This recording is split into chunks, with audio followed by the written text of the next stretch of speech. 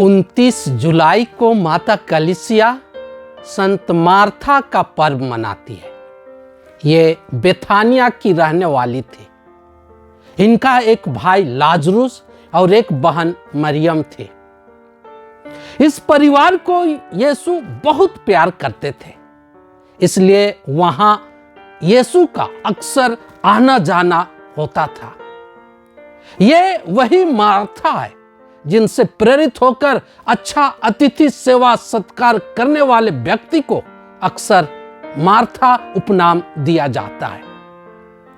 संत Martha की दो खासियत थी, एक निस्वार्थ भाव से अतिथि सत्कार करना और दूसरा ईश्वर पर दृढ़ विश्वास करना।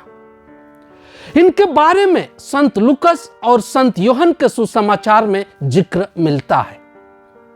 संत लूकस के सुसमाचार अध्याय 10 पद संख्याएं 38 से 42 में बताया गया है कि वह यीशु का बड़े प्यार और आदर से स्वागत करती है। उनके हर प्रकार की आराम और अन्य खाने पीने की चीजों की व्यवस्था करती है। इस मामले में व्यस्त और चिंतित भी लगती है। मानवीय स्वभाव के कारण हल्का सा हिसंगा का स्वभाव भी मिलता है। इसी हिसंगा के कारण वह यीशु से अपनी बहन मरियम की शिकायत करती है कि वह यूं ही ना बैठी रहे बल्कि उनके कामों में मदद करे। इसके जवाब में यीशु उन्हें जीवन की प्राथमिकता को निर्धारित करने की सीख देते हैं। वह उन्हें कहते हैं कि वह बहुत सी बातों में व्यस्त और चिंतित है। सभी चीज जरूरी है, पर आध्यात्मिक जरूरत को प्राथमिकता देनी चाहिए। उदाहरण के तौर पर यीशु उनकी बहन मरियम को वहां रखते हैं और उनकी तारीफ करते हैं और कहते हैं उसने सबसे उत्तम भाग को चुन लिया है जो उनसे नहीं लिया जाएगा। मरियम क्या की थी? वह यीशु के पास बैठकर उनके वचनों और शिक्षाओं को सुन रही थी।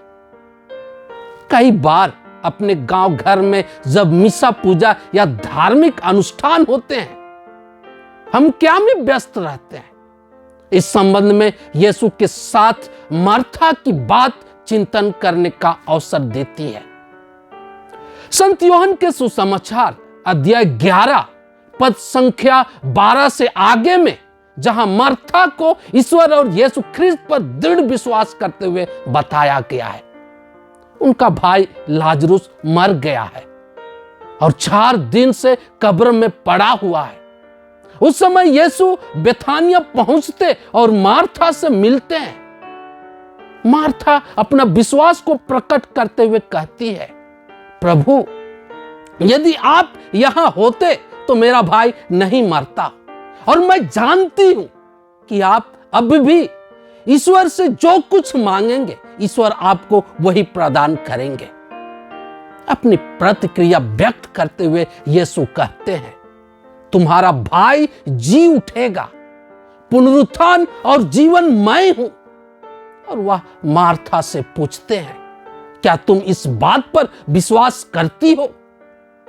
मार्था जवाब देती है और कहती है, हां प्रभु, मैं विश्वास करती हूं कि आप वह मसीह ईश्वर के पुत्र हैं जो आने वाले थे।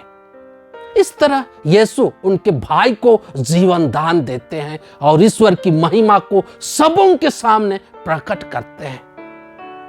परंपरा हमें बताती है कि पेंतेकोस्त के बाद मार्था अपनी उपस्थिति और सेवा से प्रेरितों को उनके प्रेरिताई कार्यों में मदद की। कहा जाता है, धर्म सत्तावट के समय राजा के आदेश पर संत मार्था को उनके भाई और बहन के साथ गिरफ्तार कर बंदीगिरी में डाला गया। बाद में उन तीनों को बिना पाल और बिना पतवार वाले नाव में बिठाकर मरने के लिए उन्हें समुद्र में छोड़ दिया गया। पर ईश्वर की कृपा से उनका नाव दक्षिण फ्रांस के प्रोवेंस प्रांत में पहुंचा। वहां के लोगों ने उनका उदारतापूर्वक स्वागत किया और वे वहीं रहे और सुसमाचार का प्रचार किए। काफी दिनों के बाद बुढ़ापे में संत मार्था की शांतिपूर्वक स्वाभाविक मृत्यु हुई और वहीं उनको दफनाया गया।